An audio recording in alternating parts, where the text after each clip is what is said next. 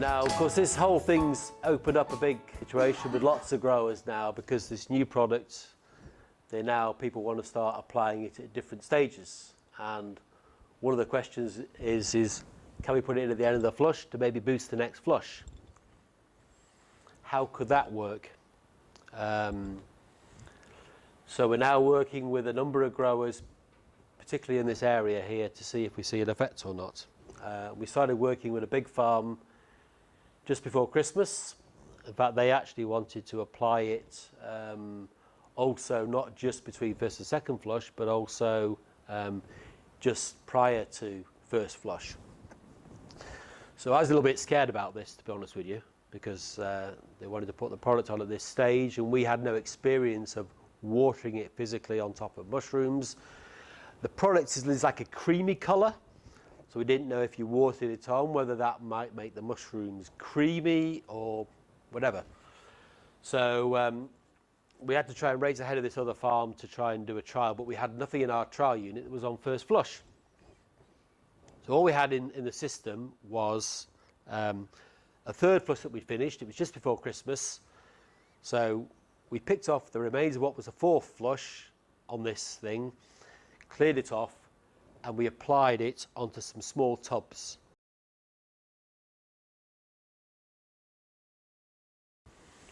So literally, we applied supplement on this side. So this is now a fifth flush. And on the other side, we applied straight water. You can see here, and this is 3 days ago, so 3 days previously, this had been watered on. You see small mushrooms. Here this side, we're seeing disease, not as many mushrooms. This was then applied again at the end of the next flush. Same thing happened again. So at that stage, compost is exhausted. Something's definitely happening.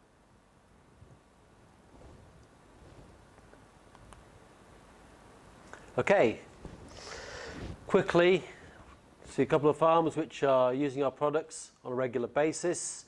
This is a tray farm in the UK, makes their own compost.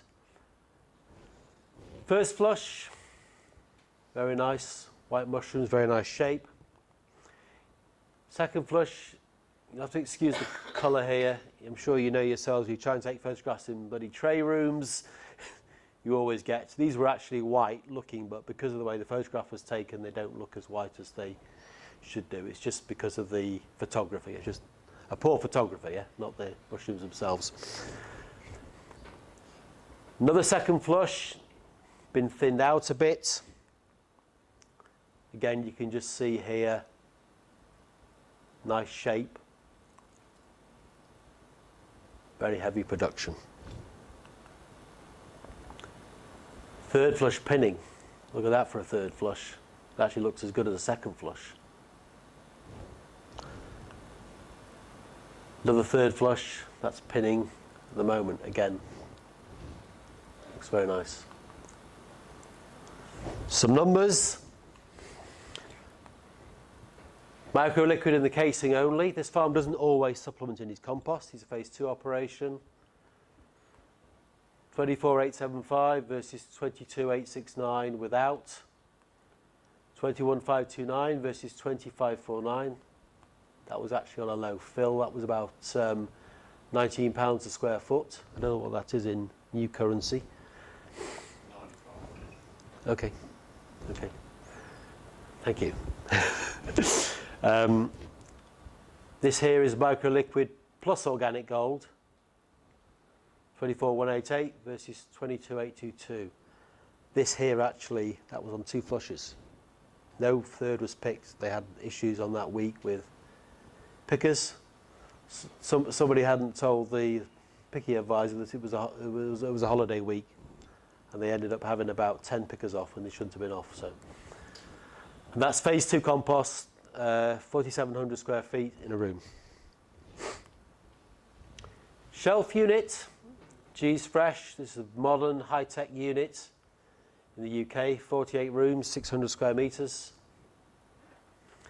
Applying the supplement, they have an irrigation system over the beds. This is the kit they use for applying it. So what they do is they take the concentrate, which we supply in an IBC, that goes into a mixing tank to dilute it. It's agitated, and then it's pumped out through the system then that goes to the overhead irrigation lines in the room. The product I've mentioned earlier, it's a suspension.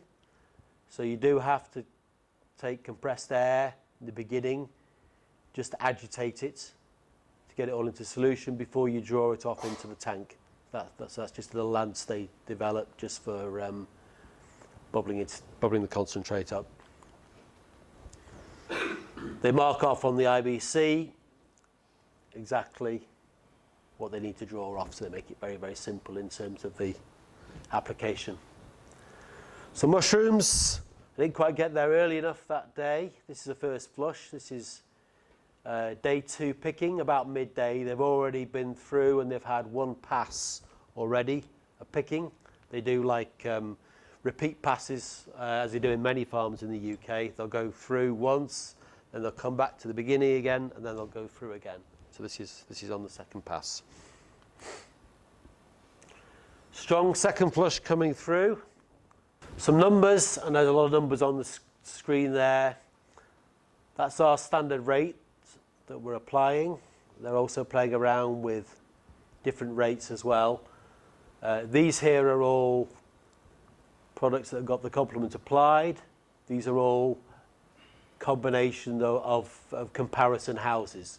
So they're filling about 9 rooms a week. So they're filling multiple rooms every week with our product, and then they have a number of rooms as comparisons without it. So it's early days, but looking at the numbers here, I've marked all the ones which are basically higher compared to the comparison rooms, and I've looked at the second flushes. These are actually being applied before first flush, so we're looking at the effect on the second flush here. You can see here we're getting increased numbers. These vary, but we're seeing increases. The best until last, as I mentioned before, we're very much limited in the UK by the fact that we don't water on mushrooms past the case run. This farm is now doing multiple growing rooms every week. This is the day before first picking. You can pick that out there. You can see how wet those are. The product has been applied. You can see there are mushrooms touching there. For me, that would be dynamite. Yes, we would see, a day later, ginger blotch and all sorts of things there. But they're not seeing that. They're basically seeing no loss of whiteness, and that's not subjective. These guys have bought. They told me it's a 10 grand bit of kit, which actually measures mushroom whiteness. So they didn't say the mushrooms were whiter in this case, but what they are saying is there's no loss of whiteness compared to when they don't put it in. That's measured with a meter. No blotch, no water windows. Okay, and just so you can see there, this is their cropping chart. They're putting in about 15 to 16 litres in the case run. And then here, all those days later, that's your Nutrigain going in 4 litres a square metre. And one of the things that they're seeing when they put in this water so late, they're seeing the casing is in much better condition and it's responding much better to putting water in post first flush here. Any questions? No, not normally. Some growers are like going up to about 12 hours before. I actually prefer about 24 hours before. Because when you pull that off, what happens, you've got a lot of moisture trapped on there. That moisture can drop on and that can have an effect. Then you actually end up with the casing being a little bit, for me anyway, personally, a little bit too wet, yes? One of the things that you find with the plastic, if you look at a typical situation, people can be walking anything between 20 and even 40 litres a square metre in case runs, depending on which country you're in and what they're doing. Yes. Some farmers use chemicals, but very few now in the UK. We've got no insecticide. People are doing different things, like, for example, controlling that temperature in the beginning. Some people, for example, put a lot of water on in the beginning to get the compost moisture up and to try and put the fire out or whatever and get things under control. Most people are putting the plastic on once they've got control of the compost. And something's definitely happening. I mean, I had the same thing in the beginning when people started to do this. I was thinking, you put this plastic on here, it's going to go up and it's going to, but it doesn't seem to do it. Well, certainly not for like 48, 72 hours.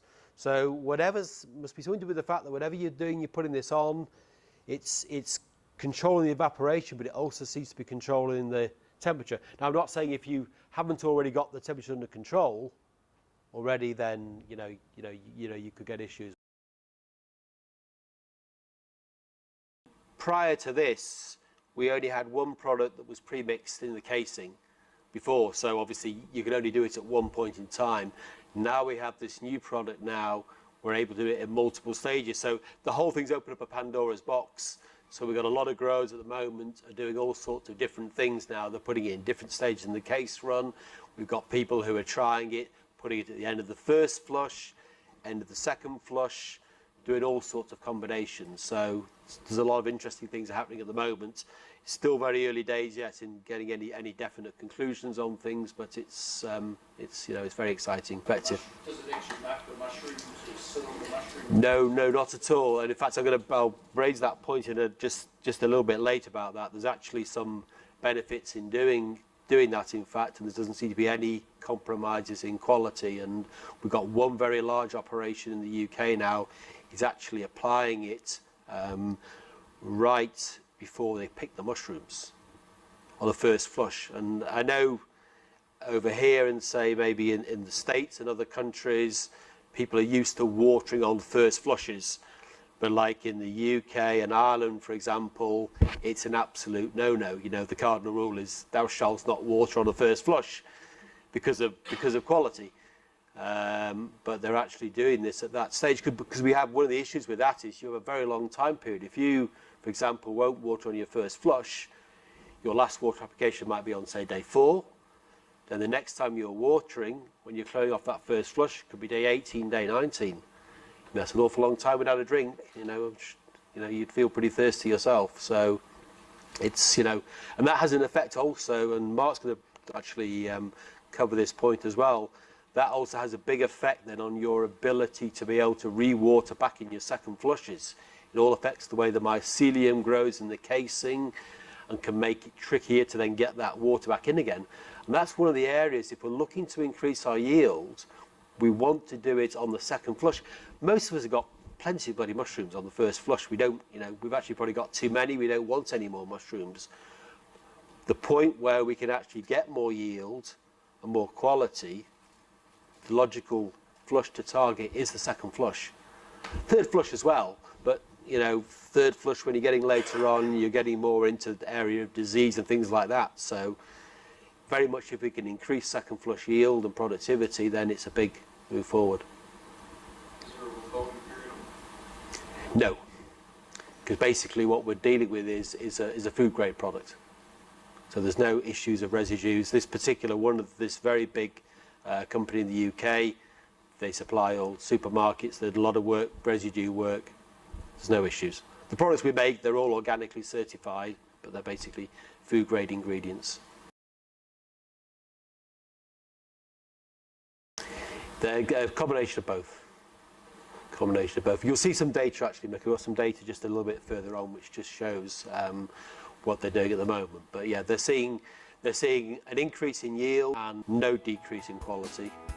And in some cases, they're actually getting improvements in quality.